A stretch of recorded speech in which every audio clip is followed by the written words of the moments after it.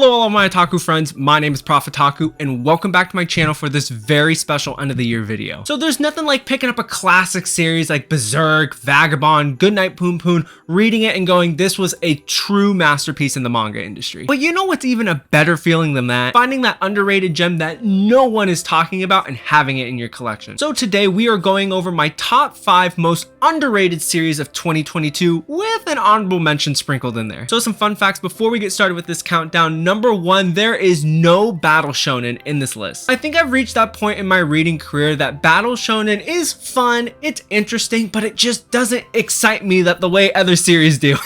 And honestly, most battle shonen are being talked about all over YouTube and Instagram anyway, so it's not like it's underrated in the first place. Next, 2 of the 6 series on this list is rated above an 8 on my anime list. Everything else is rated below that 8 in that 7.5 lower 7 category. And last but not least, this is a ranking, so stay tuned to the end to find out my number 1 most underrated series. I promise you're going to be surprised. And honestly, if you've even heard of the series, I'll be totally shocked. So let's get started with that honorable mention. The number 6 spot, just so close to inching into that top 5, we have The Savior's Book Cafe Story in Another World. This is a 5-volume isekai fantasy series following our main character here. She's in her early 30s. She hasn't really found love. She's just kind of doing the rolls and tolls of daily society. One day God comes up to her and says, hey, you're going to be reincarnated into this other world as a savior and you have to protect this fantasy land. And she goes, well, if I have to get isekai'd into this new world, I don't want to protect anything. I just want to live a simple life reading books and running a book cafe. And with that information in hand, she gets isekai'd into this new world where she tries to run a book cafe.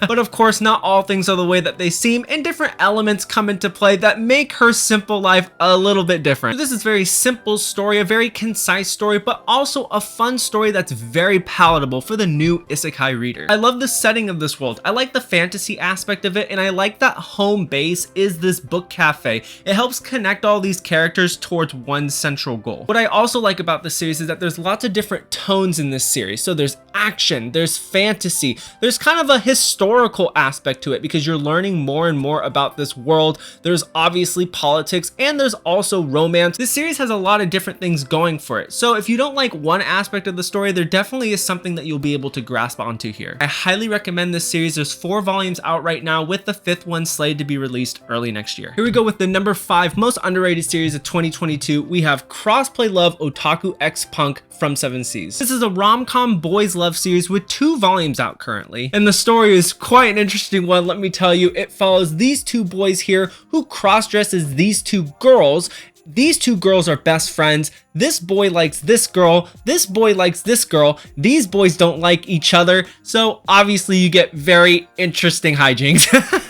This is an episodic manga, and for a lot of people that's a red flag, but what makes this series work for me is because there's so many different relationships going on with the main cast of characters. Each episode is just a little bit different, super varied, and it makes all these interactions super funny. All of our main characters have little quirks that make them special, but it makes you as a reader really care about them in their own special way and you're rooting for their goals. Another reason why this series is underrated are the side characters. The side characters do a great job of enhancing the main character storyline. They don't get in the way, but they all add their different personality and spice into this main character relationship. So if you're looking for a new rom-com with only a small amount of volumes out, I highly recommend Crossplay Love. It's a lot of fun and I cannot wait to see where this series goes. In that number 4 spot, we have a classic rom-com series, Meison Ikoku by Rumiko Takahashi, published by Viz Media. Now, the reason why I think this is underrated is for a couple of reasons. Number 1, it's Rumiko Takahashi. You either like her or you don't like her.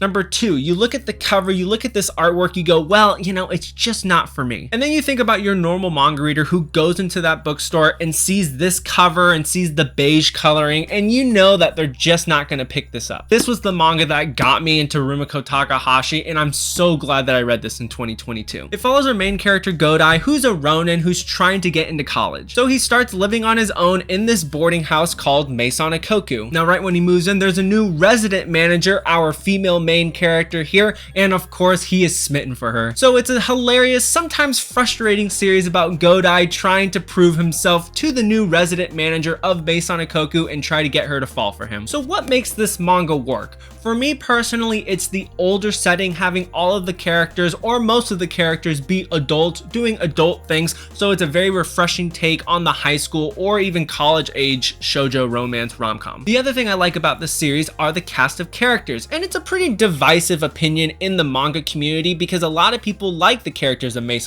Koku. They have very interesting personalities, they contribute to the story in meaningful ways, but they also create hijinks that are just very, very hilarious to our main character relationship. But alongside this, we can see them also being really annoying at times. Some of the scenarios that happen in this manga are caused by some of our side characters, and you just have to sit back and go, man, like, I wish they didn't do that because now we're just running around in circles. Which leads me to one of the biggest problems about this series is that it just runs itself around in a circle. You see progression in the relationship, but like any rom-com series, things happen and then it kind of goes back to square one, back and forth, back and forth. This definitely falls on that rom-com trope of miscommunication, and yes, it's funny to see it the first time, but man, it really gets old after the 50th time. We have 9 collector's editions of this out right now. We're gonna get the final one this month. I can't wait to see how this series ends.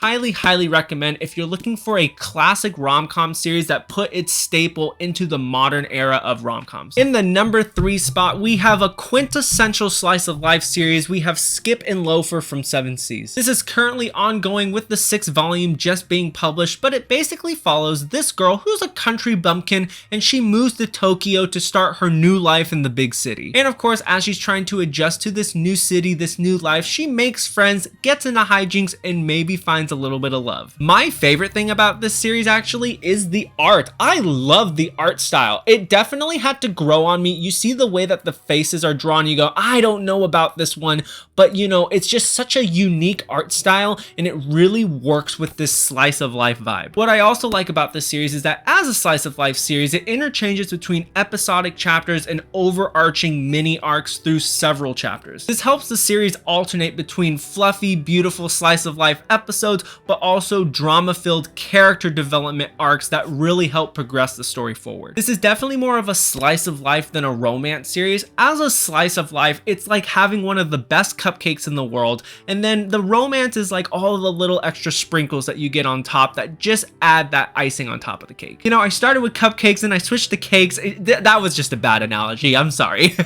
And the last thing I'll say is I love our main character, Mitsumi. She is a phenomenal main character. She has a heart of gold. She has a lot of perseverance. She cares about her friends, and it's really refreshing to see. There's no flaws in her as a main character so far, which for some people it's like, well, we need some sort of drama, some sort of flaws. But in this series, I'm totally okay with it because it's nice to have a beacon of light in some of these more depressing episodes. So if you're not really a slice of life reader, but you want a slice of life that has phenomenal writing and great characters and really interesting artwork, I highly recommend Skip and Loafer. All right, here we are with the top 2, and let me tell you, these were total shockers for me, super underrated. But in this number 2 spot, we actually have a light novel, and for those of you who know, you know what I'm talking about. It is Reborn as a Vending Machine, I Now Wander the Dungeon. I just can't believe I put the Vending Machine light novel in this underrated list. If you would have told me it would have been in here when I started reading it, I would not have believed you. But this basically follows our main character, Boxo here. He obviously was a man in a previous life who had a huge asphyxiation with vending machines. One day he's walking down the street, Truck-kun turns the corner. No, he doesn't get hit by Truck-kun, but the vending machine that was on the truck flatbed flies out and hits him and kills him.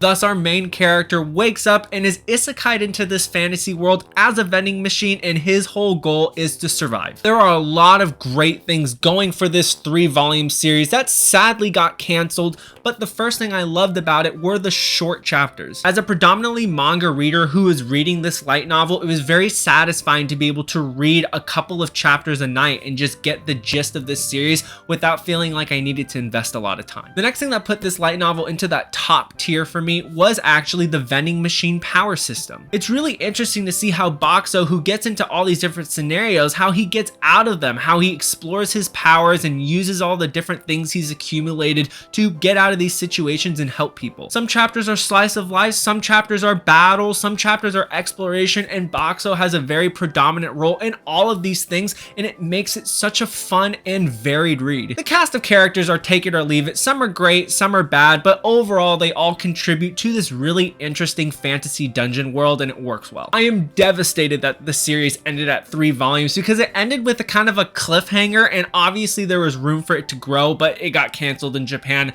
I just wish that we got more of this. I highly implore you to check it out. If you're not a light novel reader, this is a perfect light novel to get into. All right, here we are with the #1 most underrated read of 2022. Here we go, and it is My Dear Friend Nokotan, a 2-volume series currently ongoing from 7 Seas. Now, why did I pick this series up in the first place? Because it was not on my radar. I never even heard of it, but I actually got it from Manga Man Chris. He had said it's very similar vibes to Azumanga Daioh and Nichijou, and I was like, you know what? Let me just try this volume 1. And I'm so glad that I did, because this had my side splitting the entire time. It was so funny. Definitely the #1 most funny thing I've read all year. So the series follows an ex-delinquent girl who's starting high school. She wants to kind of turn over a new leaf, but here comes our dear friend Nokotan, who comes in and she's a deer. She's kind of a space cadet, kind of a dum-dum, but they spark an unsuspecting relationship as these two try to create a deer club together at the school. And that's really all it is. It's just a slice of life, school life series, but with a different twist on it. Like I said at the beginning, this is a total meme manga. This is supposed to be episodic. It's supposed to make you laugh. It's total face gags. Each episode is pretty varied, but I just love the character personalities. It's what makes this series what it is, especially Nokotan. She is hilarious. The different hijinks that she gets in, it's great. But what puts this comedy series up into that top tier for me is actually Koshatan, the former delinquent. Her character and the way that she interacts with Nokotan, it's like black and white, yin and yang. They're not supposed to work together, but because they're such opposites, it just is so funny. The artwork is great in the series, but what makes this series shine is the way that they set up the paneling. So a lot of times these jokes are ones that land after a page turn. So they set it all up with the panels, you turn the page, there's the punchline. The punchlines hit really well. They use the face gags perfectly to time it with it. Sometimes they're at the end of a chapter, sometimes they're in the middle with a little bit of a wrap up. Overall, it's just done expertly well. Obviously, this mangaka knows how to write comedy. So if you're looking for a total turn your brain off meme comedy manga, I highly recommend this. I could not stop laughing. I just need more people to read this so that we can continue to get these really weird series from 7 Seas. And that is it for my top 5 most underrated reads of 2022. I just can't wait to see what other hidden gems come out in 2023. It's one of my favorite things is to get a series that I know nobody is talking about, and I can just say, you guys just have to read this thing. As always, if you enjoyed the video, please hit that like button, tap the subscribe button, hit that notification bell so that you know when more of my videos come out, and I will see you in the next one. Take care now. Bye-bye.